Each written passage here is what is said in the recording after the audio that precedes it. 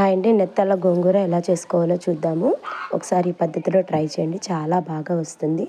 దానికి కావాల్సిన పదార్థాలు గోంగూర, ఉల్లిపాయ, నెత్తాళ్ళు, పచ్చిమిరపకాయలు. ఇలా పొయ్యి మీద ఒక గిన్నె పెట్టుకొని దాంట్లో సరిపడిన నూనె వేసుకొని కరివేపాకు రెబ్బలు వేసుకున్న తర్వాత చిన్నగా తరుక్కున్న ఉల్లిపాయ ముక్కలు అలాగే పచ్చిమిరపకాయ ముక్కలు కూడా వేసుకొని గోల్డెన్ బ్రౌన్ కలర్ వచ్చేలాగా వేయించుకోవాలి. ఇలా వీడియోలో చూపించిన విధంగా గోల్డెన్ బ్రౌన్ కలర్ వచ్చేలాగా వేయించుకోవాలండి.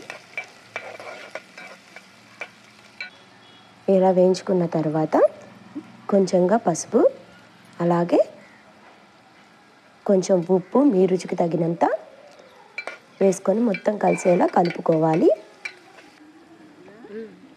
ముందుగా మనం శుభ్రం చేసి పెట్టుకున్న నెత్తాలను కూడా వేసి గోల్డెన్ బ్రౌన్ కలర్ వచ్చేలాగా వేయించుకోవాలి.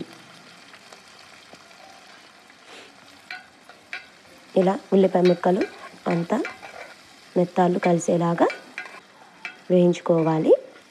ఇలా వేగిన తర్వాత ముందుగా శుభ్రం చేసి పెట్టుకున్న గోంగూరని సన్నగా తరుక్కొని అది కూడా వేసుకొని వేయించుకోవాలి. చూస్తున్నారుగా, ఇలా వేయించుకోవాలండి.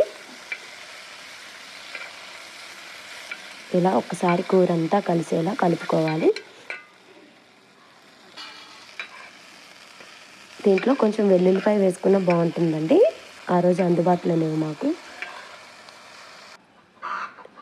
ఇలా వేగిన తర్వాత మీ రుచికి తగినంత కారం కూడా వేసుకొని వేయించుకుంటే ఎంతో రుచికరమైన ఎండు చేప గోంగూర ఫ్రై రెడీ. ఒకసారి ఈ పద్ధతిలో ట్రై చేసి చూడండి, చాలా రుచిగా వస్తుంది.